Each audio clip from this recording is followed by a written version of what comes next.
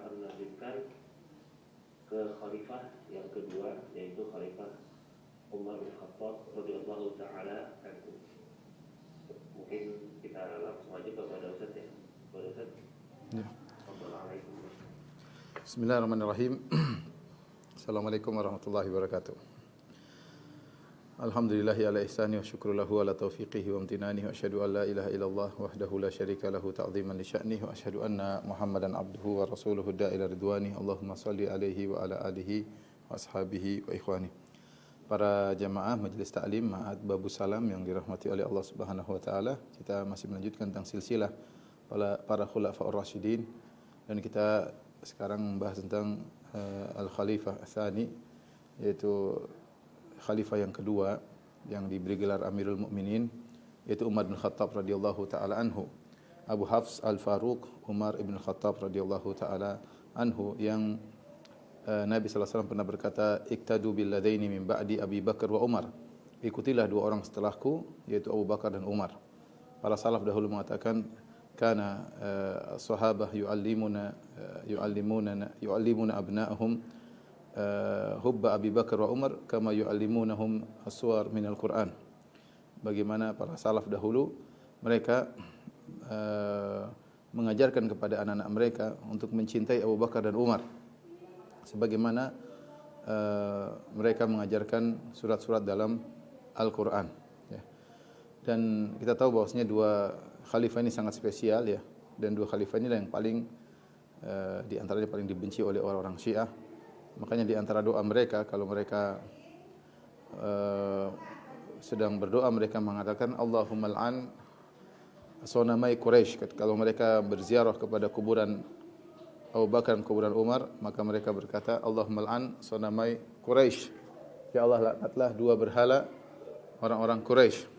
Yaitu maksudnya mereka adalah Abu Bakar dan Umar.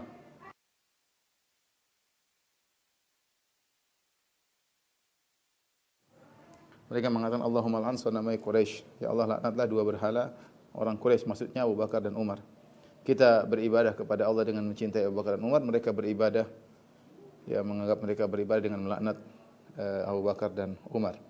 Apalagi Umar bin Khattab sangat mereka benci, ya, karena Umar bin Khattab radhiyallahu taala anhu, ya, yang telah menaklukkan negeri Persia di zaman Umar bin Khattab radhiyallahu taala anhu, dan akhirnya beliau pun mati syahid dibunuh oleh Abu Lu'lu' Al-Majusi.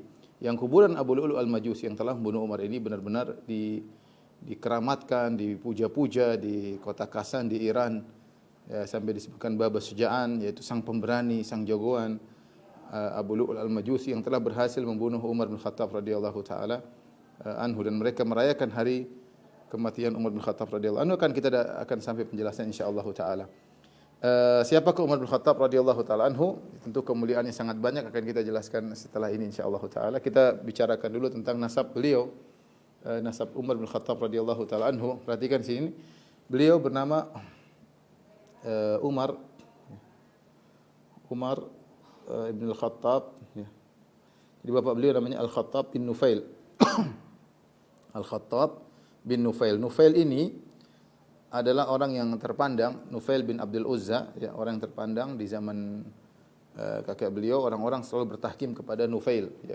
Jadi Umar bin Khattab bin Nufail bin Abdul Uzza bin Rabah bin Abdullah bin Qarad bin Razah, kemudian bin Adi bin Ka'ab bin Nu'ay bin Ghalib bin Fihr bin Malik bin Nadhr bin Kiladah bin Mudrika bin Ilyas sampai Al-Adnan.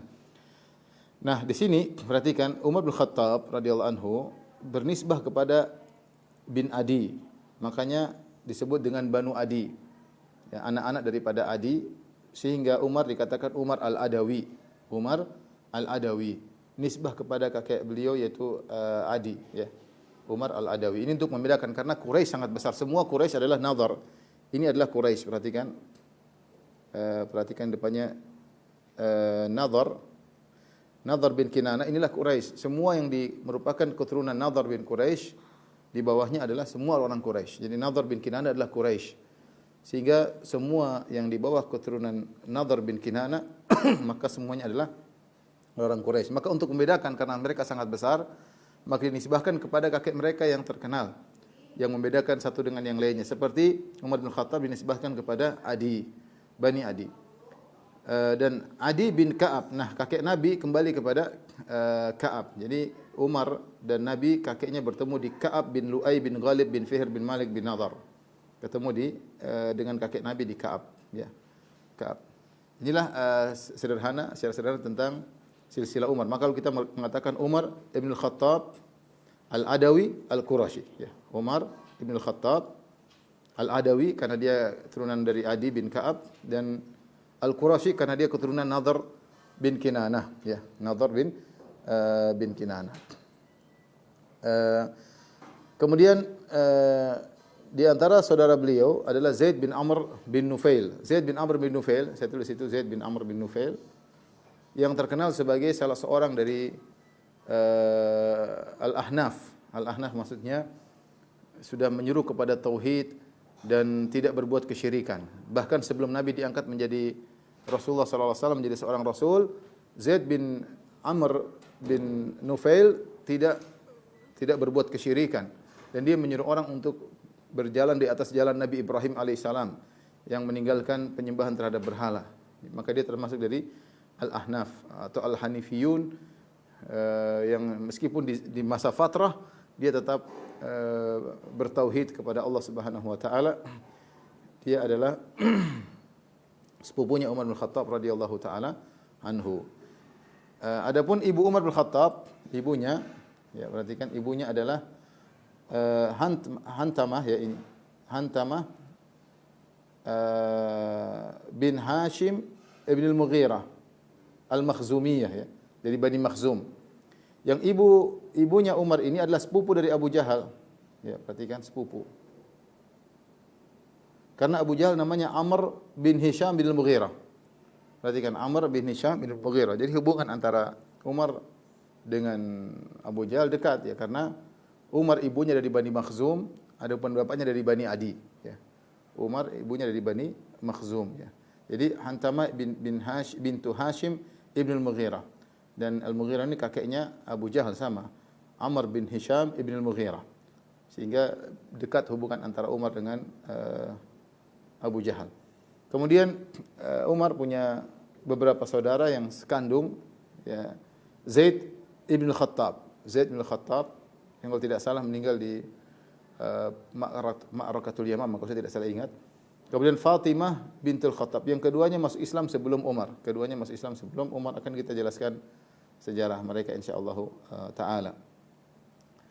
Umar lahir pada 13 tahun setelah lahirnya Nabi, yaitu Rasulullah SAW lahir, perhatikan lahirnya Umar, ya. Lahirnya Umar yaitu 13 tahun setelah lahirnya Nabi sallallahu alaihi wasallam. Ya, Nabi sallallahu alaihi wasallam lahir di Amul Fil, lahir pada tahun gajah, yaitu tahun di mana Allah membinasakan atau menghancurkan tentara Abraha yang datang dengan membawa pasukan bergajah.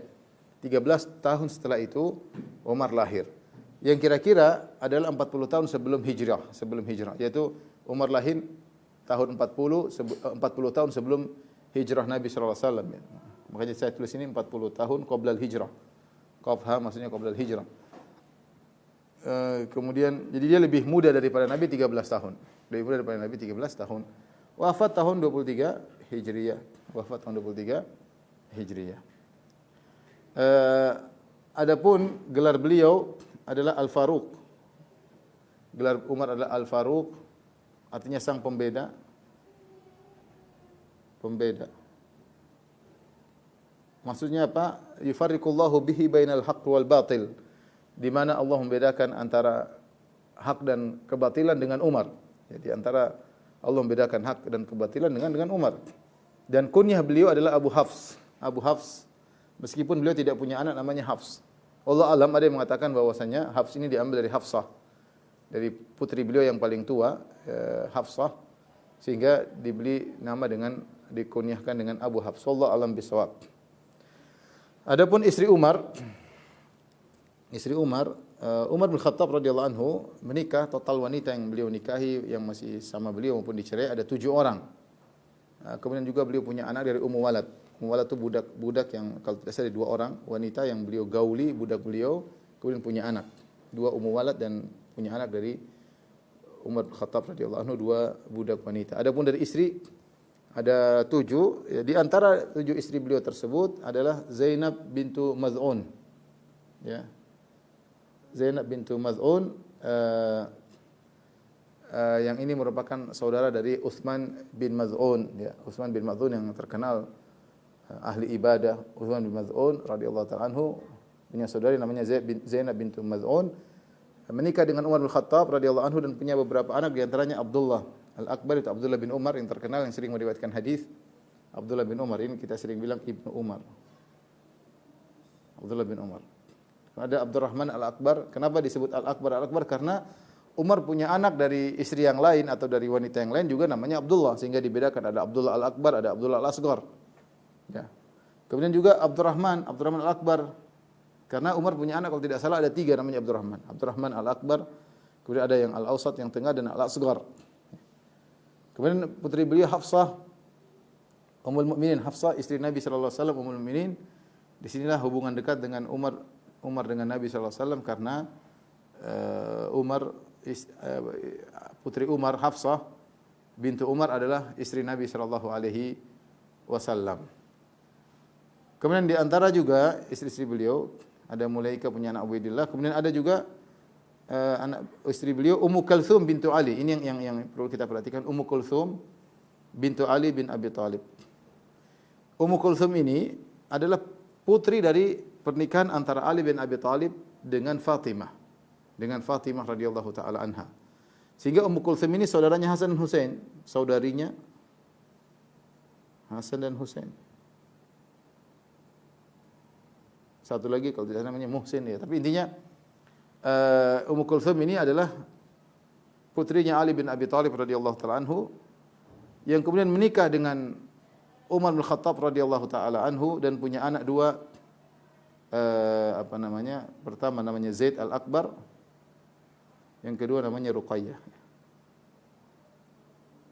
Ya. Jadi Zaid bin Umar, cuma mereka meninggal ya, sehingga tidak ada keturunan dari Zaid. Tapi saya perlu menyampaikan hal ini kenapa? Karena ini menunjukkan bahwasanya hubungan Umar dengan Ali sangat baik. Menunjukkan hubungan Ali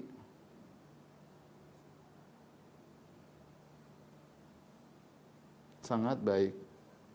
Kenapa? Karena Umar adalah mantunya Ali dan Ali adalah mertuanya Umar. Ya. Ini yang membuat bingung orang-orang Syiah karena mereka menggambarkan Umar itu kejam. Umar pernah memukul Fatimah sampai keguguran. Harusnya Hasan Husain punya saudara namanya Muhsin kalau tidak salah. Karena dipukul oleh Umar akhirnya keguguran. Ya. Ini semua omong kosong yang mereka ceritakan. Tapi aneh, kok bisa Umar jadi mantunya Ali bin Abi Thalib? Ini jadi masalah. Kok bisa jadi mantunya Ali bin Abi Thalib? Kalau memang Umar ternyata kejam, jahat, bagaimana ibunya Fatimah rela kemudian Umar atau Ali rela Umar menikah dengan putri mereka Ummu Kulthum? Sehingga mereka punya beberapa tafsiran. Ini saya baca dari buku-buku Syiah dan saya cantumkan dalam buku saya 33 Banyolan Akidah Syiah.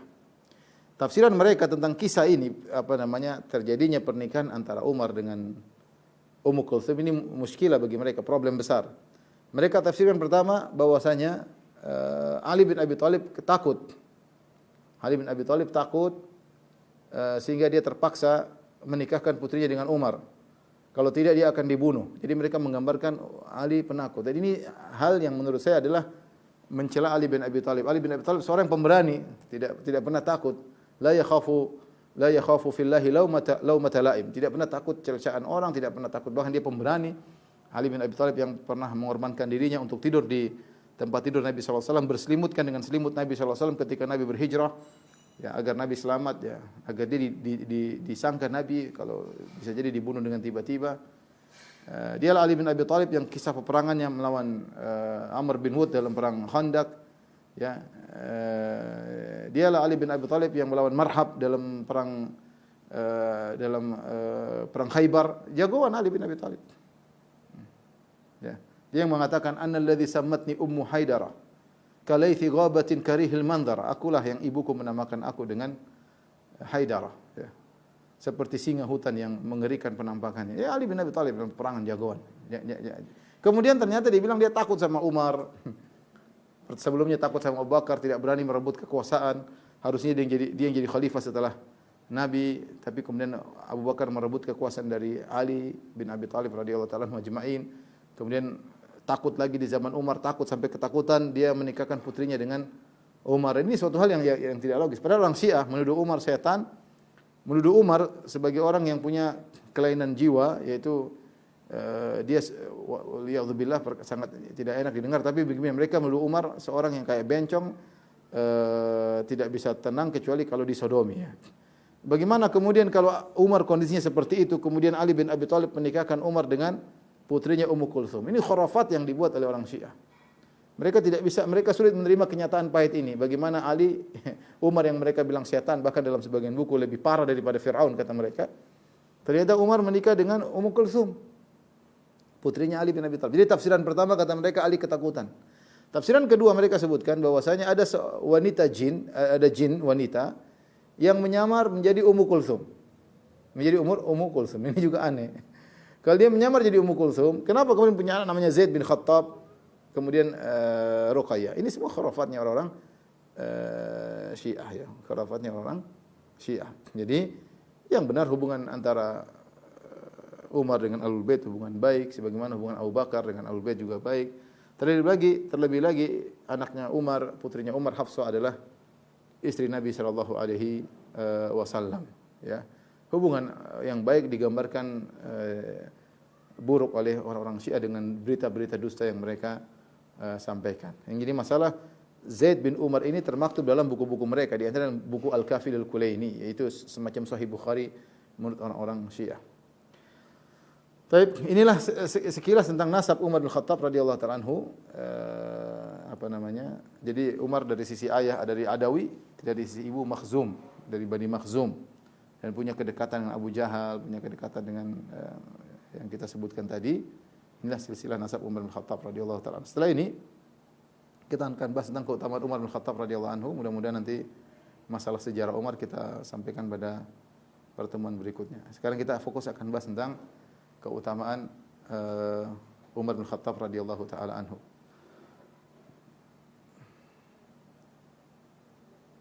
Saya sudah kumpulkan ya. Tentu masih banyak, tapi ini sekilas yang saya kumpulkan. Keutamaan Umar bin Khattab radhiyallahu anhu yang datang dalam hadis-hadis dan juga dalam sejarah. Yang pertama, bahwasanya Umar bin Khattab radhiyallahu taala anhu dijamin masuk surga ya. Rasulullah SAW dalam hadisnya yang dikenal dengan al-asyrah al-mubasysyaruna bil jannah, 10 orang yang Rasulullah SAW kabarkan masuk surga. Rasulullah mengatakan Abu Bakar fil jannah, Abu Bakar di surga. Umar fil jannah, Umar di surga. Utsman fil jannah, Utsman di surga. Ali fil jannah, Ali di surga. Kemudian Abdurrahman bin Auf fil jannah, Abdurrahman bin Auf di surga. Sa'ad bin Abi Waqqas fil jannah, Sa'ad bin Abi Waqqas di surga. Talha bin Ubaidillah di surga. Kemudian Sa'id bin Zaid fil jannah. Kemudian Abu Ubaidah bin Jarrah fil jannah. 10 orang Rasulullah SAW sebutkan langsung adalah penghuni surga. Kemudian juga dalam dalil yang lain yang menunjukkan bahwasanya Umar di surga dalam satu hadis ya. Dalam Sahihain dari Jabir bin Abdullah radhiyallahu taala anhu, qala Nabi sallallahu alaihi wasallam, Rasulullah SAW bersabda, "Ra'aituni dakhaltul jannah." Aku melihat aku masuk surga dalam mimpi ini. Fa idza ana bi Rumaisa, tiba-tiba aku bertemu dengan Rumaisa. Rumaisa adalah imraati Abi Talha, yaitu Ummu Sulaim. Ummu Sulaim disebut juga namanya Rumaisa. Ada khilaf, ada Rumaisa, ada Rumaisa. Ummu Sulaim ibunya Anas, yaitu istrinya Abu Talha radhiyallahu ta'ala anhuma. Wa sami'tu khashatan, aku mendengar suara di depanku. Faqultu man hadha? Suara apa ini? Suara derap langkah. Faqala hadha Bilal, ini Bilal. Wa ra'aitu qasran bi fana'ihi jariyah. Aku melihat ada suatu istana, di pelatarannya ada seorang gadis. Faqultu liman hadha? Maka aku bertanya, ini qasr istana milik siapa? Faqala li Umar, maka dikatakan kepadaku milik Umar. Fa aradtu an adkhulahu, aku ingin masuk dalam istana tersebut. Fa anzuru ilaihi, dan aku ingin lihat apa istana tersebut. Fa dzakartu ghairataka, dan aku ingat sikap cemburumu wahai Umar. Umar orang yang pencemburu. Orang Arab dulu bangga kalau memiliki sifat pencemburu. Jadi bukan laki-laki yang cemburu, bukan perempuan yang mencemburu, laki-laki juga pencemburu, tidak ingin istrinya dilihat oleh orang, tidak ingin. Umar cemburu ya. Ya. Faqala Umar, bi abi wa ummi ya Rasulullah, a'alaika agar? Kata Umar, ya Rasulullah, aku menebus engkau dengan ayah dan ibuku. Apakah aku cemburu kepada engkau wahai Rasulullah? Intinya Rasulullah SAW melihat dalam mimpinya. Kita tahu mimpi para nabi adalah wahyu. Dan ini menunjukkan Umar masuk surga dan di dalam surganya dia memiliki qasar, memiliki istana yang di situ ada gadis, ada bidadari. Ya. Ini hadis riwayat Jabir bin Abdullah radhiyallahu taala anhu dalam Sahih Bukhari, Sahih Muslim. Demikian juga hadis berikutnya ini menunjukkan Umar dijamin masuk surga. Wa Nabi Hurairah radhiyallahu taala anhu, dari Abu Hurairah radhiyallahu anhu, beliau berkata, "Bainama nahnu inda Rasulillah sallallahu alaihi wasallam." Tatkala kami sedang bersama Nabi sallallahu alaihi wasallam, idz qala, tiba-tiba Nabi berkata, "Baina ana naimun," tatkala aku sedang mimpi, "ra'aituni fil jannah." Aku melihat dalam mimpiku aku berada dalam surga. Fa idza imra'atun tatawaddau ila janibi qasr. Tiba-tiba aku melihat ada seorang wanita, gadis, seorang wanita berwudu di pinggir di samping istana. Fa qultu liman hadzal qasru? Aku berkata, milik siapakah istana ini? Fa qalu li Umar, kata mereka ini milik Umar. Fa dzakartu ghairatahu fa wallaitu mudbiran. Aku pun ingat bagaimana cemburunya Umar, maka aku pun pergi meninggalkan istana tersebut. Fa baka Umar, Umar pun menangis. Wa qala, dan Umar berkata, "A'alaika aghar ya Rasulullah? Apakah aku cemburu kepada engkau wahai Rasulullah?" Ini dalil bahwasanya Umar di surga. Ini menunjukkan bahwasanya Umar di surga. Jadi sangat jelas bahwasanya Umar dijamin masuk surga. Sementara kita tidak ada yang jamin. Siapa yang jamin kita masuk surga? Umar dijamin oleh Nabi masuk surga dengan nas. Umar fil jannah, Umar di surga. Selesai. Terus kita mau ragu lagi. Nabi dalam Sahihain dan Sahih Bukhari, Sahih Muslim menjelaskan Rasulullah melihat Umar di surga. Selesai urusan. Tapi di antara keistimewaan Umar bin Khattab radhiyallahu anhu yang kedua, ya, yaitu Rasulullah SAW menyatakan Umar mati syahid. Rasulullah SAW mengatakan Umar mati syahid. Dalam beberapa hadis di antaranya Rasulullah SAW ketika naik gunung Uhud, bergetarlah gunung Uhud. Kemudian Rasulullah SAW berkata, "Uskun ya Uhud, fa inna ma 'alaika nabiyyun wa siddiqun wa syahidan." Wahai gunung Uhud, irtajaf, gunung Uhud bergoyang. Kata Nabi SAW, wahai gunung Uhud, diamlah engkau. Fa inna ma 'alaika, sungguhnya yang ada di atas engkau, ngapain kau goyang? Di atas engkau ini hanyalah seorang nabi, wa siddiq, yaitu Abu Bakar As-Siddiq, wa syahidan. Ya, dua orang yang mati syahid, yaitu Umar dan Utsman. Kalau tidak salah ini juga terjadi ketika Rasulullah naik Jabal Hira, yaitu Gunung Hira, gunung yang ada gua Hira. Tapi intinya di sini Rasulullah SAW mengabarkan bahwasanya Umar akan mati syahid. Dan di antara doa Umar bin Khattab dalam Sahih Bukhari, Umar berdoa kepada Allah Subhanahu wa taala, "Allahumma inni as'aluka syahadah fi baladi rasulik." Ya Allah, urzuqni syahadata fi baladi rasulik. Ya Allah, aku mohon kepada Engkau menganugerahkan kepadaku mati syahid di kota nabimu, yaitu kota Madinah. Ketika Hafsah kalau tidak salah mendengar doa ayahnya, dia mengatakan, "Bagaimana bisa wahai ayahanda?" Karena ketika itu Umar jadi khalifah dan kaum muslimin mengadakan penaklukan luar biasa, ekspansi. Dan namanya mati syahid, ya harus mati di tangan musuh. Nah, kalau ingin mati di tangan musuh harus keluar perang. Sementara Umar tidak perang, Umar dijaga oleh kaum muslimin. Mereka mengatakan, "Umar, kau jangan ikut. Kalau kau ikut berbahaya kalau perang." Ya. Karena kau mengatur pemerintahan Islam, maka Umar ditahan seperti dalam perang Al-Qadisiyah. Umar ingin ikut tapi dilarang oleh para sahabat, "Jangan. Engkau harus berjaga di pos pertahanan di kota Madinah. Kalau Umar meninggal bahaya, akan goncang pemerintahan Islam." Maka ketika Umar ingin mati syahid, anaknya bagaimana? Bagaimana bisa?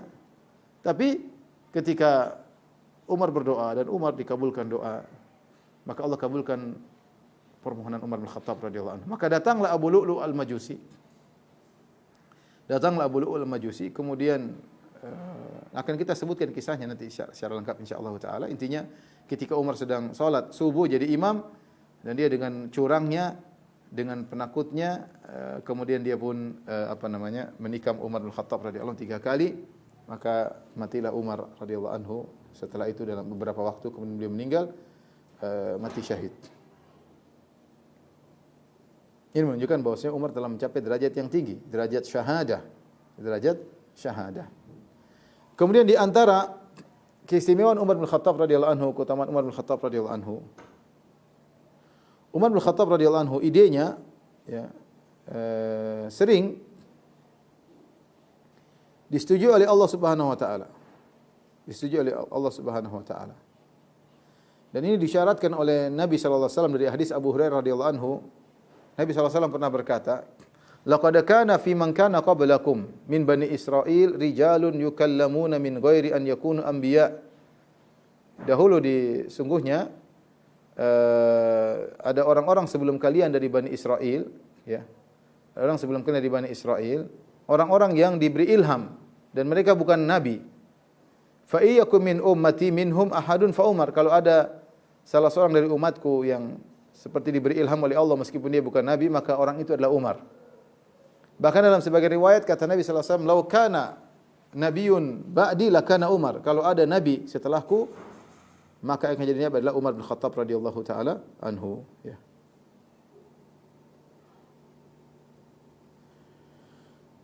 Oleh karenanya Umar bin Khattab radhiyallahu anhu, ya, disepakati oleh Allah beberapa ide Umar bin Khattab radhiyallahu anhu. Sampai sebagian ulama menyebutkan ada sekitar 20. Sekitar 20. Itu banyak, ya. Sekitar 20 kejadian. Kalau tidak salah, saya tidak salah ingat, ya. Kalau tidak salah disebutkan oleh Ibnu Mulaqin di antaranya dalam kitabnya Tawdhih. Tapi banyak, ya, intinya banyak. Di antaranya seperti Umar pernah berkata sendiri dari Anas radhiyallahu anhu, Umar berkata, "Wafaqtu Allah fi thalathin, aw wafaqani Allah fi thalathin." Aku sepakat dengan Allah dalam 3 perkara atau Allah menyetujuiku dalam 3 perkara. Pertama, qultu ya Rasulullah, yang pertama, "Lau takhazta min maqami Ibrahim musalla." Aku berkata, "Ya Rasulullah, bagaimana kalau kau menjadikan maqam Ibrahim sebagai tempat salat?" Maka Allah turunkan firman-Nya, "Wattakhidhu min maqami Ibrahim musalla." Subhanallah, Umar mengucapkan, Allah turunkan ayat setuju dengan ide Umar. Ini yang pertama. Yang lain,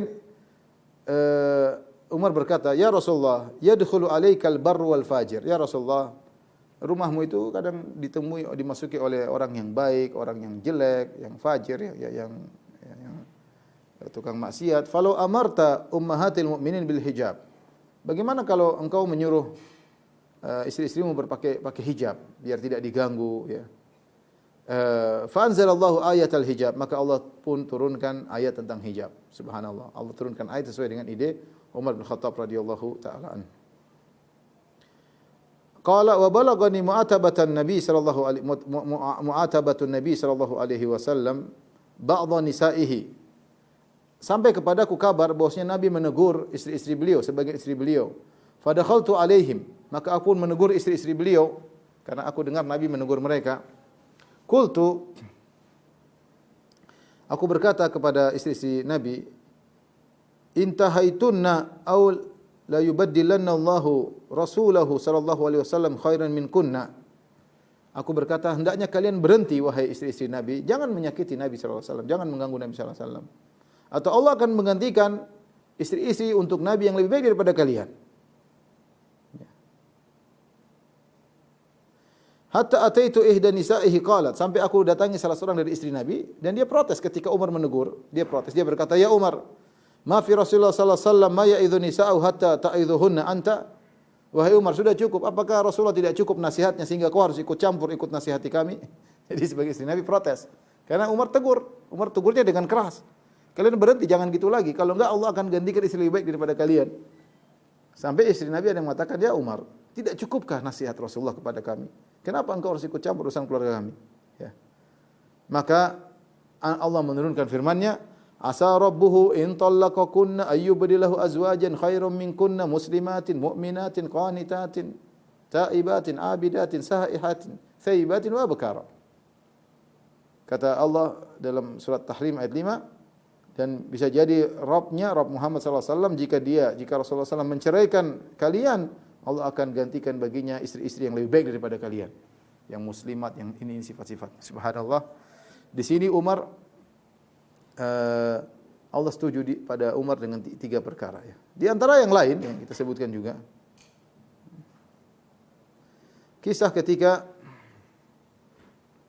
Abdullah bin Ubay bin Salul. Siapa Abdullah bin Ubay bin Salul? Dialah gembong orang-orang munafik. Ya, ketika dia meninggal dunia, datanglah putranya Muslim, Abdullah bin Ubay bin Salul, musyrik, anaknya Abdullah Muslim. Ya, maka dia datang kepada Nabi, kemudian dia minta agar Rasulullah SAW memberikan komisnya, jubahnya kepada ayahnya, agar ayahnya yaitu Abdullah bin Ubay bin Salul, gembong munafik, dikafankan dengan baju Nabi. Maka Rasulullah SAW membuka kafannya, kemudian Rasulullah SAW pun kasih kepada Abdullah bin Ubay bin anaknya, Abdullah bin Ubay bin Salul, anaknya ini kasih bapakmu. Padahal bapaknya gembong orang munafik. Kemudian Rasulullah pun datang ke rumah Abdullah bin Ubay bin Salul, ya, untuk menyolatkan Abdullah bin Ubay bin Salul, salat jenazah. Maka Umar datang. Rasulullah dengan sebagian sahabat. Umar pun datang, Umar bin Khattab radhiyallahu anhu memegang baju Nabi. Fa akhadha Umar bin Khattab bi thawbihi. Umar memegang baju Nabi sallallahu alaihi wasallam. Umar berkata, "Tusalli alaihi wa huwa munafiq, wa qad nahaka Allah an tastaghfir lahum." Ya Rasulullah, engkau menyolatkan Abdullah bin Ubay bin Salul sementara dia orang munafik dan Allah telah melarang engkau mohonkan ampun bagi orang munafik ini. Nabi menjawab kepada Umar, kata Nabi, "Inna ma khayyarani Allah au akhbarani Allah." Allah berikan aku pilihan. Istaghfir lahum aw la tastaghfir lahum. In tastaghfir lahum 70 marratan fala yaghfirallahu lahum. Allah kasih pilihan. Mohonlah ampunlah buat mereka atau kau tidak mohon ampun bagi mereka. Kau mohon ampun atau tidak, meskipun kau mohon ampun 70 kali Allah tidak akan ampuni mereka. Kata Nabi, fa azidu ala sab'in. Saya ingin mohon ampunan buat Abdullah bin Ubay bin Salul lebih dari 70 kali, siapa tahu Allah maafkan. Kemudian Rasulullah SAW bertakbir, Allahu Akbar, orang salat bersama Nabi. Setelah Nabi salat, turun firman Allah menyetujui Umar. Kata Allah, la tusalli wa la tusalli ala ahadin minhum mata abadan wa la takum ala qabrih innahum kafaru billahi wa rasulihi wa matu wa hum fasiqun. Jangan salat kepada salah seorang dari mereka kalau meninggal dunia. Jangan berdiri di atas kuburannya. Sungguhnya mereka kafir kepada Allah dan Rasulnya dan mereka meninggal dalam kondisi fasik. Subhanallah, Allah menyetujui Umar bin Khattab radhiyallahu taala anhu. Ya. Demikian juga di antara Allah setuju dengan Umar bin Khattab radhiyallahu anhu tentang kisah Usara Badar. Rasulullah SAW kita dalam perang Badar, Rasulullah SAW menang 319 atau 317 melawan 1000 orang dan Rasulullah SAW menang dan Rasulullah banyak menawan puluhan orang tawanan perang Badar, orang Quraisy ditawan. Maka Rasulullah SAW punya ide agar menerima fidyah, tebusan agar mereka dibebaskan. Sementara Umar punya ide beda. Umar ingin mereka dibunuh saja. Mereka dibunuh, ya, untuk menunjukkan bagaimana kuatnya Islam. Ya. Saya bacakan hadis dari Ibnu Abbas radhiyallahu anhuma. Falamma asaru al-usara qala Rasulullah sallallahu di Abu Bakar Umar tatkala kaum muslimin menawan para tawanan dalam perang Badar, maka Rasulullah SAW berdiskusi sama Abu Bakar dan Umar. Kata Rasulullah SAW, "Ma tarawna fi haula'il usara?" Menurut kalian apa yang kita lakukan terhadap tawanan-tawanan ini? Abu Bakar berkata, "Hum ya Nabiullah banul am al-ashira." Kata Abu Bakar, "Ya Rasulullah, mereka adalah saudara-saudara kita. Mereka adalah anak-anak paman kita, kerabat kita. Ara an ta'khudha minhum fidyah." Menurutku, kata Abu Bakar, engkau ambil fidyah, tebusan sudah selesai. Mereka juga masih kerabat.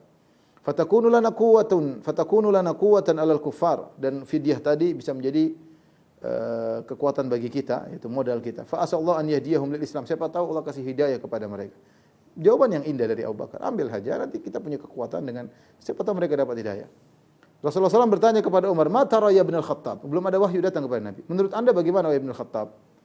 Qultu la, kata Umar, tidak. Wallahi ya Rasulullah, ma ara alladhi ra'a Abu Bakar. Aku tidak setuju dengan pendapat Abu Bakar. Walakinni ara an tadrib a'naqahum. Menurutku kau bunuh mereka ya Rasulullah. Fatumakkina Aliyan min Aqil wa fayadrib unuqahu. Menurutku kau suruh Ali bunuh Aqil. Ali bin Abi Thalib, Aqil bin Abi Thalib. Jadi Umar punya ide yang kelihatannya kenceng, yaitu saudara bunuh saudara, saudara muslim bunuh saudara kafir, agar tahu bagaimana Islam yang sesungguhnya, ya. Ini antara hak dan batil. Maka kata Umar, biarkan Ali bunuh Aqil. Wa tumakkinni min fulan, nasib, dan biarkan aku bunuh si fulan, yaitu kerabatnya Umar. Fa'adribu unuqa, dan aku akan bunuh dia. Fa inna haula'i aimmatul kufur, mereka adalah gembong-gembong kekufuran. Wa sanadiduha, pemimpin kekufuran. Fahawa Rasulullah sallallahu alaihi wasallam qala Abu Bakar wa lam yahwi ma qultu. Ternyata Rasulullah SAW lebih condong kepada idenya Abu Bakar. Rasulullah SAW tidak condong kepada pendapatku, kata Umar. Falamma kana minal ghadi ji'tu fa idza Rasulullah sallallahu alaihi wasallam wa Abu Bakar qa'idaini yabkiyain. Besoknya aku ketemu Abu Bakar dan Umar, Abu Bakar dan Rasulullah, ternyata keduanya sedang duduk menangis. Faqultu ya Rasulullah, akhbirni min ayyi syai'in tabki anta wa sahibuka. Ya Rasulullah, kabarkan kepadaku, apa yang buat engkau menangis, engkau dan temanmu yaitu Abu Bakar? Fa in wajadtu buka'an bakaitu. Kalau memang ada sebab saya ikut nangis ya Rasulullah. Wa in lam ajid buka'an tabakaitu li bukaikuma. Kalau saya tidak bisa menangis, saya akan pura-pura untuk menangis untuk sebagai bela sungkawa bersama kalian. Rasulullah SAW mengabarkan, abki lilladhi arada alayya fi ashabika min akhdhihimul fida. Laqad arada alayya adhabahum adna min hadhihi syajarah. Akhirnya Rasulullah SAW mengabarkan bahwasanya ya Allah menegur Nabi SAW seharusnya tidak perlu menerima fidyah. Allah turunkan firman-Nya, "Ma kana linabiyyin an yakuna lahu asra hatta yudkhina fil ard." Dan seterusnya. Tidak pantas bagi Nabi untuk memiliki tawanan ya. Harusnya setelah perang kuat, sudah kuat Islam baru terima tawanan. Ini baru masih di awal Islam. Dari sini kita tahu bahwasanya Allah kembali setuju kepada Umar bin Khattab radhiyallahu taala anhu. Ini saya katakan sering idenya disetujui oleh Allah, idenya Umar disetujui oleh Allah. Sekitar ada 20 kejadian. Tadi kita sebutnya ada contoh berapa? Ada 5 atau 6. Contoh-contoh bagaimana idenya Umar disetujui oleh Allah Subhanahu wa taala. Kemudian di antara keistimewaan Umar bin Khattab radhiyallahu anhu, kana waqafan inda kitabillah. Ini perkataan Ibnu Abbas, kana waqafan inda kitabillah. Umar tuh kalau sudah ada ayat dia berhenti. Ini disebut oleh Ibnu Abbas kapan? Tatkala Umar datang, Uyainah bin Hisan datang kepada Umar, kemudian dia bilang, "Ya Ibnu Khattab," ya. Ya Ibnu Khattab, engkau berhenti wahai Ibnu Khattab. Padahal Umar waktu jadi khalifah, ya. "Ma tu'tinal jazal," kau tidak memberikan kami pemberian, wala tahkumna bil adl, dan kau tidak adil dalam berhukum kepada kami. Umar mau marah. Umar sudah setengah mati jadi khalifah, berusaha seadil-adilnya, berusaha untuk memberikan dengan baik, masih dicela oleh Uyainah bin Hisan. Maka Umar itu memukul dia, tiba-tiba ada Al-Hur bin Qais menasihati Umar dengan membacakan firman Allah, ya khudhil afwa wa'mur bil urfi wa'rid 'anil jahilin. Ya Rasulullah, ya Umar, Allah berfirman, wa'rid 'anil jahilin, berpaling dari orang jahil, wa hadza minal jahilin, ini orang dari jahil. Akhirnya Umar tidak jadi marah. Kata Ibnu Abbas, wa kana waqafan inda kitabillah. Umar kalau ada ayat berhenti. Sebenarnya dalam kisah juga Umar berkhutbah di atas mimbar. Kisah ini disebutkan oleh Ibnu Katsir dalam tafsirnya. Umar menegur, Umar mengatakan, wahai manusia sekalian, jangan kalian bayar mahar mahal-mahal meskipun kalian punya uang. Sungguhnya kalau mahar yang mahal itu adalah menunjukkan ketakwaan, maka harusnya Nabi dan para sahabat membayar mahar lebih mahal. Nabi dan para sahabat tidak bayar mahar lebih dari 400 dirham. Kalian jangan lebih daripada itu. Umar tegur, bukan berarti kalau mahar semakin besar berarti semakin orang bertakwa, itu bukan ketakwaan. Umar turun dari mimbar setelah memberi peringatan, tiba-tiba ada seorang wanita menegurnya. Dia mengatakan, ya Amirul Mukminin, wahai Umar, tidak kau amma sami'ta qaul Allah Ta'ala. Ya. Tidak kau mendengar firman Allah Subhanahu wa taala, wa akhadha minkum qintara wa ataitum ihdahunna qintara. Sementara kalian sudah memberikan istri kalian harta yang berlimpah-limpah. Allah menyebutkan bahwasanya di antara mahar adalah harta yang berlimpah-limpah.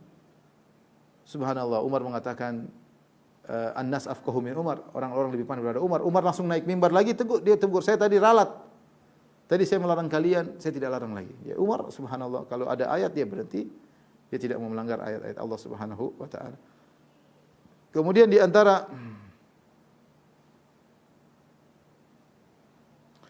keistimewaan Umar bin Khattab radhiyallahu taala anhu, ya. Ilmu Umar bin Khattab radhiyallahu anhu yang luar biasa, ya. Saya tidak tulis ini, tapi ini di antara ilmu Umar, ya. Kita tambah di sini lah.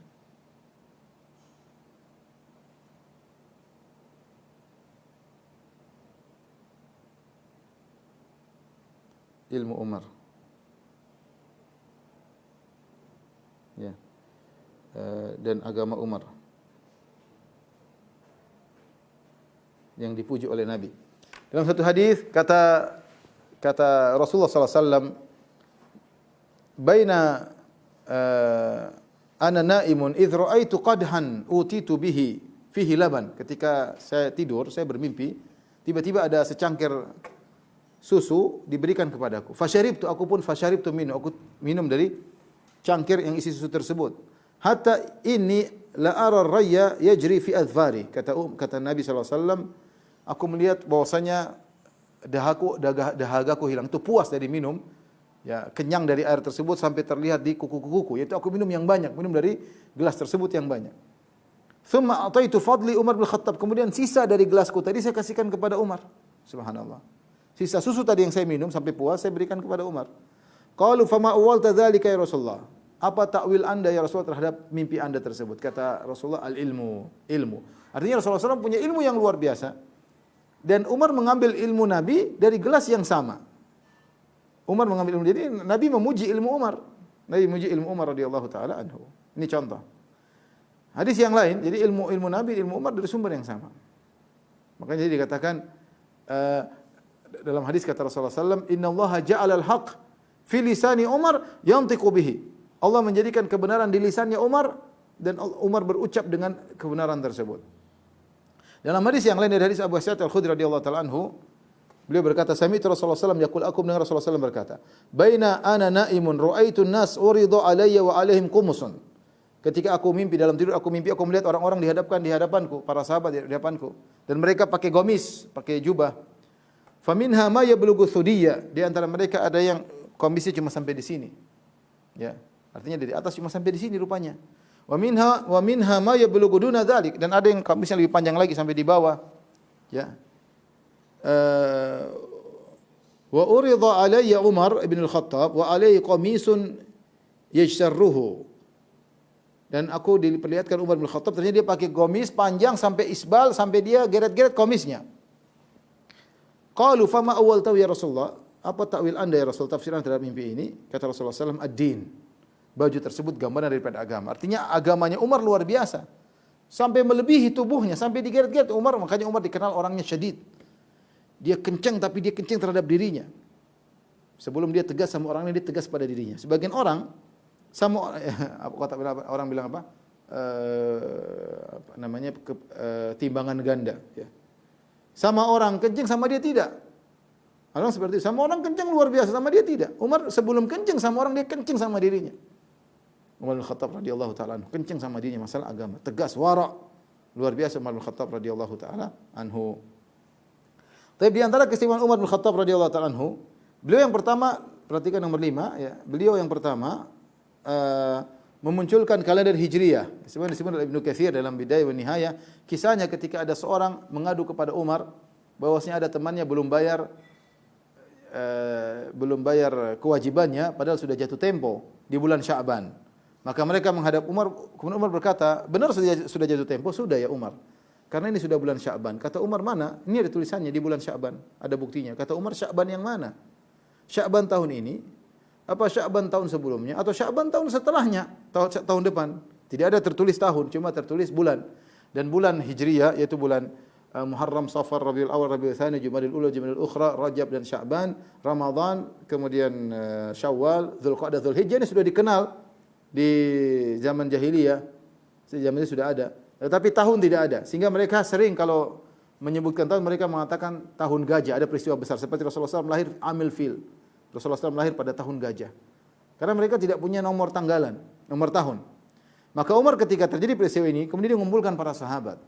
Kira-kira kita bikin tahun bagaimana caranya ini? Ada yang bilang kita ikuti tahunnya Romawi, Persia, Umar tolak. Mereka memang kita tahun pertama dari kelahiran Nabi, ada yang dari tahun pertama dari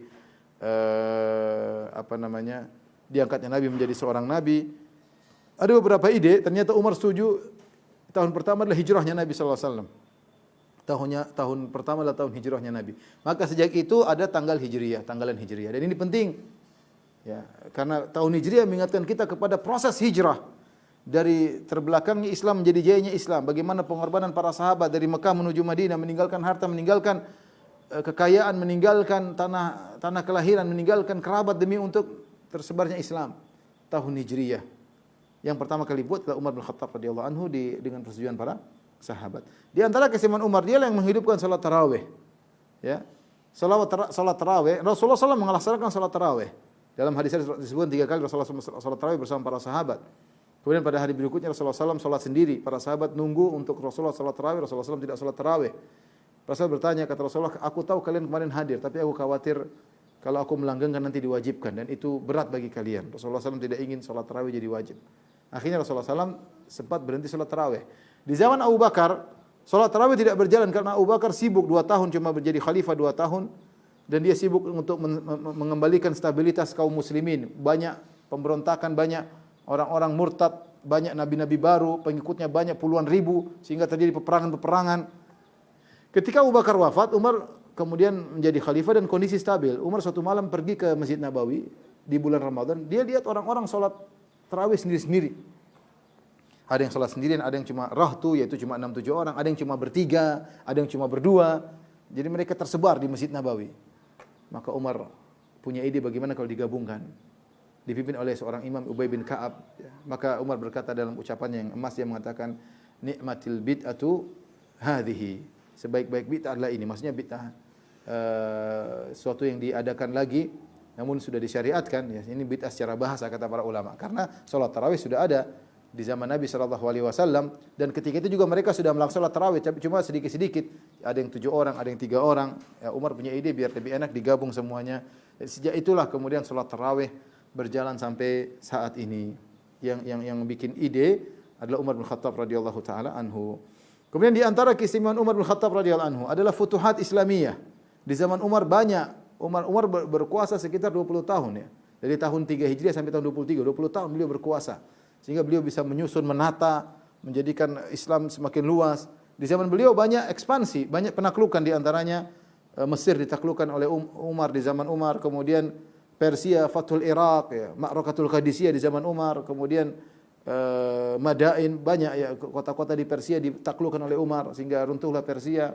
Kemudian sebagian negeri Syam ditaklukkan oleh Umar seperti Baitul Maqdis dikuasai oleh Umar di zaman Umar. Fathu Damaskus dikuasai, Hims, Ba'labak semuanya dikuasai di zaman Umar bin Khattab radhiyallahu taala anhu. Ya, dan ini luar biasa, ini baru terjadi di zaman Umar. Makanya dikatakan orang-orang Persia sangat dendam kepada Umar karena Umar yang kemudian menaklukkan Majusi, ya, kemudian tunduk dalam ajaran Islam. Kemudian di antara keistimewaan Umar bin Khattab radhiyallahu taala anhu, Umar diisyaratkan jadi khalifah. Ya, dalam hadis Rasulullah berkata, iktadu bil ladaini min ba'di. Kata Rasulullah sallallahu alaihi wasallam, ikutilah 2 orang setelahku, yaitu Abu Bakar dan Umar. Abu Bakar dan Umar. Ini isyarat bahwasanya Abu Bakar menjadi khalifah dan setelahnya adalah Umar bin Khattab radhiyallahu taala anhu. Ya, karena Rasulullah mengatakan iktadu bil ladzina min ba'di. Ada hadis-hadis lain yang saya tidak hadirkan. Di antara juga tatkala Rasulullah SAW melihat dalam mimpi bagaimana Abu Bakar dan Umar mengambil air. Abu Bakar mengambil air dua ember dan dalam kondisi lemah. Setelah itu Umar mengambil air dengan embernya, tiba-tiba embernya menjadi besar dan menunjukkan bahwasanya Umar akan menjadi khalifah setelah Abu Bakar, dan kemudian khalifahnya makmur sampai orang-orang pada puas di zaman kekhilafan Umar bin Khattab radhiyallahu anhu. Jadi ada isyarat dari Nabi bahwasanya Umar akan menjadi khalifah yang kedua. Di antara lihat yang ke-8, keistimewaan Umar bin Khattab radhiyallahu anhu adalah perhatian beliau dalam menutup celah-celah kesyirikan.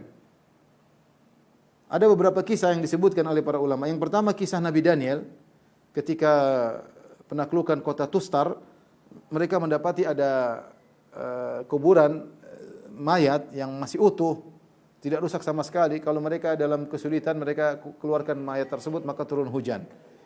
Maka ini ternyata disebut adalah Nabi Daniel yang jasadnya tidak dimakan oleh tanah.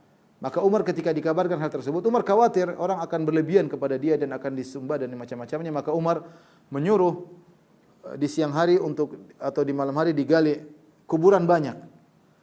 Kemudian dikuburlah Nabi Daniel di salah satu kuburan tersebut, tidak tahu di mana. Pokoknya disiapkan tempat yang banyak, dikuburkan kemudian ditutup sehingga hilanglah jejak di mana kuburan Nabi Daniel. Tidak lain agar terhindar jangan sampai Nabi Daniel disembah. Kemudian di antaranya kisah pohon Ridwan.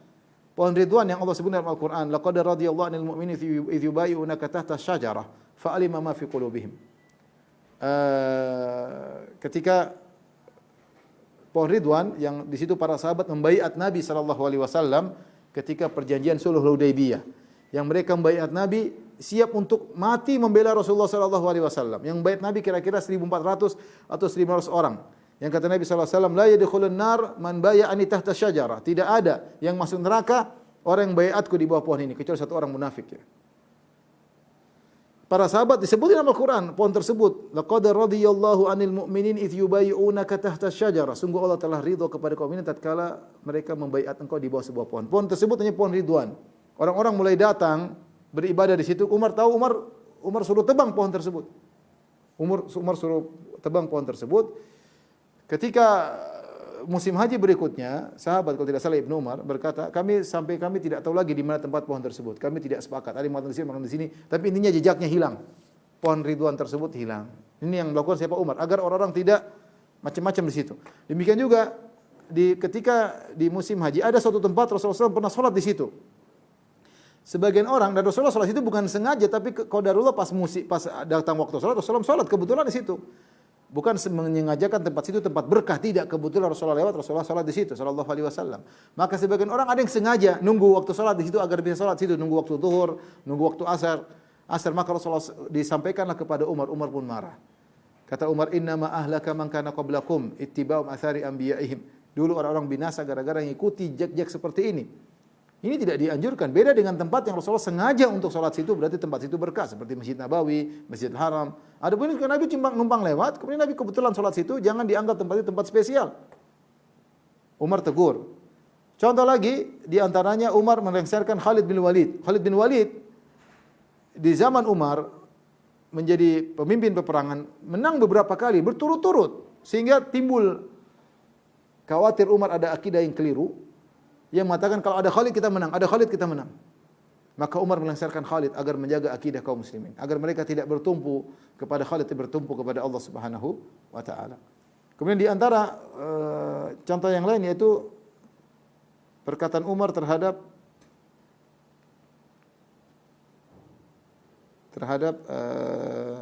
Hajar Aswad dalam Sahih Bukhari, Sahih Muslim. Kata Umar bin Khattab radhiyallahu ta'ala, "Ya Hajar, inni a'lamu annaka Hajar la tanfa' wa la tadur. Laula anni ra'aitu Rasulullah yuqabbiluka ma qabbaltuka." Jadi ketika Umar sedang hajian, Umar lihat orang rebut-rebutan mencium Hajar Aswad berlebih-lebihan. Maka Umar khawatir, kita disunahkan cium Hajar Aswad. Tapi Umar berkata dengan suara yang lantang, "Ya Hajar, wahai Hajar Aswad. Inni a'lamu annaka Hajar. Aku tahu kau hanya sekedar batu. La tanfa wa la tadur, kau tidak bisa beri manfaat, tidak bisa beri mudarat. Laula anni ra'aitu Rasulullah sallallahu alaihi wasallam yuqabbiluka ma qabbaltuka. Kalau aku tidak lihat Nabi cium kamu, aku tidak bakalan cium kamu." Supaya apa? Supaya orang tidak punya keyakinan yang salah tentang Hajar Aswad. Ini sunahnya jarang mencium, bukan kemudian kalau dicium ada aliran aura atau aliran energi, tidak. Ini cuma sunahnya dicium karena Rasulullah pernah mencium. Maka Umar dengan lantang mengatakan, inni a'lamu annaka Hajar, kau hanyalah sekedar batu, la tanfa wa la tadur, tidak bisa beri mudarat. Kalau Hajar Aswad saja tidak bisa diberi manfaat, tidak bisa diberi mudarat, apalagi batu akik dan batu-batu yang lainnya. Di antara keistimewaan Umar, kata Nabi sallallahu alaihi wasallam, yaitu setan takut dengan Umar ya.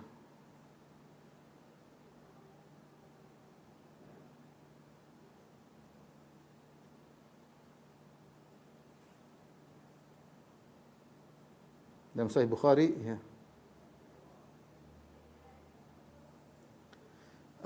Rasulullah SAW berkata, "Walladhi nafsi biyadihi ma laqiyaka syaitanun salikan fajjan illa salaka fajjan ghayra fajjik." Wahai Umar, demi Allah yang jiwaku berada di tangannya, tidaklah syaitan bertemu dengan engkau melihat itu jalan kalau syaitan cari jalan yang lain. Subhanallah, syaitan takut sama Umar ya. Setan takut. Kalau mungkin kita lewat, setan datang godain kita. Ini setan takut dari Umar bin Khattab radhiyallahu taala anhu. Taib ini beberapa keistimewaan Umar bin Khattab radhiyallahu anhu. Insyaallah kita lanjutkan tentang sejarah Umar pada pertemuan yang lain. Allah alam bisawab, saya kembalikan kepada akhi Hasbi hafizahullah taala.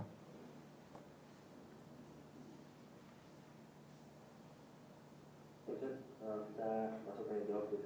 Silakan. Kita dahulukan yang mau langsung bertanya. Silakan yang sudah berikan. Assalamualaikum warahmatullahi wabarakatuh. Waalaikumsalam warahmatullahi wabarakatuh.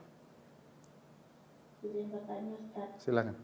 Bagaimana jika ada orang yang sudah sholat, mengaji, juga tentang yang sunnah-sunnah Ustaz. Tetapi di dalam hatinya itu belum bisa memaafkan sesuatu yang terjadi di masa lalunya, belum bisa ikhlas atas kehendak dan takdir Allah. Bagaimana jika itu orang terdekat kita Ustaz? Apalagi jika orang tua kita yang belum bisa memaafkan kejadian yang ada di masa lalu dan belum ikhlas padahal sudah belum sholat dan rajin beribadah. Kejadian masa lalu maksudnya apa? Derita yang beliau terima, penderitaan atau berkaitan dengan kezaliman orang terhadap dia? Apa maksudnya? Masa lalu maksudnya kezaliman orang terhadap. Oh ya. Ya, orang ketika dizalimi, dia diberi pilihan oleh Allah Subhanahu wa taala. Karena dia memaafkan yang terbaik ya. Idfa billati hiya ahsanus sayyi'ah atau idfa billati hiya ahsan. Balaslah keburukan dengan kebaikan ya. Ya, itu yang terbaik ya. Yang kata Allah, "Ma yulaqaha illa alladziina sabaru." Tidak ada yang bisa melakukannya kecuali orang yang sabar. Wa ma yulaqaha illa dzu hadzin azim. Tidak ada yang bisa melakukannya kecuali yang mendapatkan memiliki bagian yang besar dari agama. Ini pertama, dia memaafkan dan ini pahalanya lebih besar ya. Dia lebih tenteram hidupnya, ridha dengan takdir Allah Subhanahu wa taala, pahalanya besar di akhirat. Yang kedua, dia dibolehkan membalas. Kata Allah, "Wa in aqabtum fa'aqibu mithla ma uqibtum bih." Kalau kau balas, maka balaslah sebagaimana kau dizalimi. Ya, kemudian faman i'tada 'alaikum fa'tadu 'alaihi mithla ma i'tada 'alaikum. Kalau ada yang melanggar kepada engkau, balaslah sebagaimana mereka melakukan kepadamu. Demikian juga dalam ayat yang lain, wa jazaa'u sayyi'atin sayyi'atun mithluhu. Barang siapa yang balasan keburukan adalah kebalasan keburukan sesuai dengan keburukan yang dilakukan kepadanya. Boleh, dia boleh balas. Yang ketiga, dia tidak memaafkan, tapi dia tidak balas, dia akan nuntut di akhirat. Ini boleh. Semua ini boleh. Jadi tidak ada masalah misalnya orang tua tidak memaafkan, dia akan nuntut di akhirat, itu terserah dia. Tapi kita anjurkan yang terbaik. Yang terbaik adalah bahwasanya adalah dia memaafkan. Jadi bukan berarti orang tua berdosa ketika tidak memaafkan. Beda tatkala dia tidak ridho dengan keputusan Allah. Ini baru dia berdosa. Tidak ridho dengan takdir Allah. Tapi kalau dia ridho dengan takdir Allah tapi dia tidak memaafkan orang tersebut, itu hak dia. Hak dia. Tapi kita nasihati orang tua percuma, tidak maafkan juga percuma, perkara tidak bisa kembali lagi, sudah terlanjur. Maafkan saja biar tenang di dunia dan pahala akhirat lebih banyak. Allah alam bisawab. Terima kasih atas jawabannya. Wa jazak.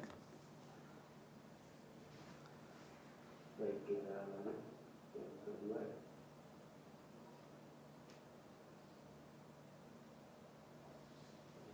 Makasih Uhal. Assalamualaikum warahmatullahi wabarakatuh. Waalaikumsalam warahmatullahi wabarakatuh. Fadhal. Titip pertanyaan Ustaz gini. Jadi ada mertua yang qadarullah sampai jual mas kawin dari menantunya. Nah, jadi si anak ini mau untuk menggantikannya atau membelikannya mas kawin tersebut yang baru. Nah, apakah yang demikian itu wajib bagi anak atau harus mertuanya yang menggantikan yang sudah dijual itu, Ustaz? Tunggu, mas kawin itu maksudnya apa? Mantunya kasih mas kawin buat anaknya, buat putrinya. Mahar Ustaz, mahar yang sah. Mahar mantunya yang diberikan kepada putrinya. Iya. Ya itu kan milik putrinya. Terserah, kalau dikasih orang tua nggak perlu diganti-ganti, ngapain? Sudah selesai. Misalnya Apa Ustaz, milik anak lakinya, milik menantunya. Jadi itu pemberian dari anak lakinya. Gitu Ustaz. anak lakinya, milik mantunya dia ambil. Kemudian dia jual. Berarti nggak boleh ya. Ya itu ya harusnya itu namanya ngambil harta orang. Ya tinggal diatur aja, boleh, harus wajib diganti kecuali mantunya ridho. Ya, saya buat hadiah buat bapak mertua. Kalau mantunya nggak ridho, itu namanya ngambil harta orang, nggak boleh, dosa. Maka bapak yang wajib ganti bapaknya, ya bapaknya bukan anaknya. Kecuali bapaknya yang mungkin miskin nggak bisa makan, itu anaknya bantu. Tapi kalau bapaknya ngambil secara zalim, ya seharusnya anaknya mencegah. Itu bukan milik. Kenapa anak yang simpan? Kasih istrinya lah. Kenapa bisa diambil oleh bapaknya? Saya khawatir yang simpan anaknya. Harusnya anaknya kasih ke istrinya, selesai. Jangan dia yang simpan. Tapi ini harus diganti. Entah yang ganti bapaknya, ganti anaknya. Yang seharusnya yang ganti adalah bapaknya. Kecuali bapaknya tadi uzur, memang dia jual karena sakit, karena apa? Ya anaknya harusnya berusaha mengganti. Ya. Allah alam bisawab. Assalamualaikum.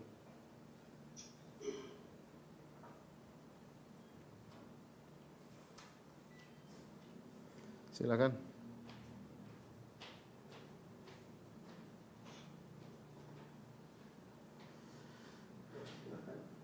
Silakan Khamsatun Ismail.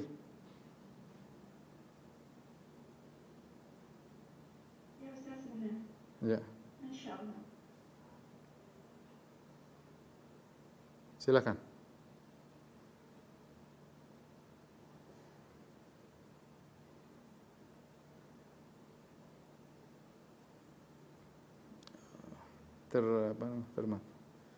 Termute kan.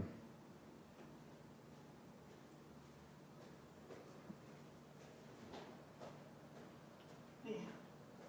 Bismillahirrahmanirrahim. Dengar Ustaz, Afan? Silakan, silakan. Yes. Ustaz Afan, ini sudah lama ya Ustaz ini jadi ganjelan ya di hati saya gitu. Jadi saya punya saudara, masih saudara dekat gitu ya. Dulu kami punya hubungan sangat baik gitu Ustaz. Dulu punya hubungan sangat baik, pada Allah terjadi kejadian terus. Tapi maksudnya saya sudah lama tahu kalau dia punya sifat yang tidak baik gitu Ustaz. Tapi tetap berusaha menjaga hubungan baik. Tapi semakin hari semakin terlihat sikap-sikapnya yang tidak baik kepada saya dan kepada keluarga besar gitu Ustaz. Maksud saya, bolehkah saya sudah memaafkan gitu ya Ustaz, insyaallah ya. Memaafkan apa yang dia lakukan kepada saya, kepada anak-anak gitu ya. Tapi untuk menjalin hubungan baik lagi seperti dulu itu kayaknya sudah nggak bisa gitu Ustaz. Jadi saya seringnya tidak bahkan tidak pernah lagi menegur gitu Ustaz. Jadi sifat yang tidak baiknya itu diantaranya, mohon maaf ya Ustaz ya, saya harus sebutkan mungkin yang maksudnya hanya untuk sebuah gambaran gitu. Jadi suka berbohong gitu ya Ustaz, kemudian suka mungkin kebaikannya kepada saya dan kepada keluarga yang lain gitu. Enggak apa-apa, enggak apa. Ibu kalau begitu, enggak apa-apa. Ibu jangan tegur sesekali. Jadi tetap menjaga hubungan, jangan sampai terkesan bermusuhan. Mengurangi interaksi dengan dia, tidak banyak kontak dengan itu enggak apa-apa, enggak ada masalah untuk mencegah kemudaratan. Tapi bukan berarti kemudian putus hubungan. Ya, kalau ibu baik, ibu nasihati dia. Saya melihat subhanallah begini, duduk empat mata nasihati. Mohon maaf Ustaz ya, maksudnya gini, kenapa saya menjauh gitu ya Ustaz? Karena kalau sekali saya menegur gitu, ada kesempatan lagi dia buat dekat dengan saya. Seperti waktu itu pernah ada muslim saya, terus dia minta maaf, saya sudah memaafkan, tapi kemudian dia menyakiti lagi, membuat ulah yang lebih ngeri gitu ya Ustaz bagi saya. Ya. Mudah-mudahan kalau ibu tahu begitu, selalu kalau dia berhubungan dia ini, ya yang penting jangan musuhi. Tidak apa-apa kalau itu menghindari kemudaratan, karena kalau setiap kontak dia selalu begitu, ya dihindari, tidak jadi masalah. Kita tidak jadi masalah. Insyaallah enggak ada masalah. Insyaallah tidak termasuk yang memutuskan hubungan lagi. Enggak, karena memang dia begitu. Tapi tadi kalau pas lebaran, pas apa, hubungi. Pas lebaran, jadi biar enak. Kita tuh pingin mati, tidak ada ribut-ribut dengan orang, pinginnya begitu. Pas lebaran, mengirim kata-kata WA atau bagaimana, telepon, sudah jangan telepon lagi kalau memang dia begitu ya. Allah alam bisawab. Hasbi, pertanyaan terakhir Hasbi. Pilih satu. Ya, wa iyyakum. Ustaz ya, anak dejakan dari chat mungkin ya. Ya, silakan. Ingin bertanya Ustaz, mengapa pada waktu menikah di lingkarannya itu saja Ustaz? Kenapa? Ketika menikah lingkarannya itu saja Ustaz. Maksudnya nasab Umar maksudnya? Umar terus sama Oh iya. Dia lagi menikah dengan keluarga itu. Karena gambarannya sederhana, karena orang Quraisy tinggalnya di Mekah, jadi muter-muternya ke Quraisy juga. Jadi memang yang nongkrong di Mekah itu orang Quraisy. Jadi muter kanan, muter kiri semuanya Quraisy ya. Dan itu sudah sangat jauh, bayangkan. Dari Bani Makhzum dengan Bani Adi itu jauh ya. Rasulullah saja kakeknya Rasulullah ketemu dengan kakeknya Umar di Ka'ab. Ya, dan itu jauh ya. Jadi Adi bin Ka'ab, kemudian itu sudah jauh. Kakek keberapa itu? Kakek tadi kita disebut berapa coba? Sudah kakek yang sangat jauh.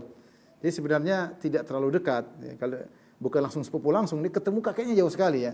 Tapi ya masih keluarga Quraisy, gambarannya seperti kita orang Jawa atau orang Bugis, ya orang Bugis tok ya, putar-putar situ di kakeknya, ketemu di kakek ke-7, ketemu di kakek ke-8, tapi sungguhnya kita masih saudara. Cuma orang Arab mereka jaga nasab. Mereka jaga nasab. Jadi sebenarnya antara Adawi dengan misalnya Makhzumi itu jauh, dengan Hashimi itu jauh sebenarnya. Tapi semua berujung kepada Nadhr, kakek mereka Nadhr bin Kinanah, yaitu Quraisy, itu kakek yang ke berapa puluh. Jadi mau dibilang dekat juga enggak, dibilang jauh juga enggak, tapi karena masih satu kabilah kabilah besar, masih satu suku Quraisy gampangannya. Tapi kakek mereka sudah jauh-jauhan. Wallahu alam bisawab, demikian saja kepada jamaah Majelis Ta'lim Ma'had Babu Salam yang dirahmati Allah Subhanahu wa taala. Insyaallah kita lanjutkan tentang kisah Umar pada pertemuan berikutnya. Kurang lebih saya mohon maaf, wabillahi taufiq wal hidayah. Assalamualaikum warahmatullahi wabarakatuh.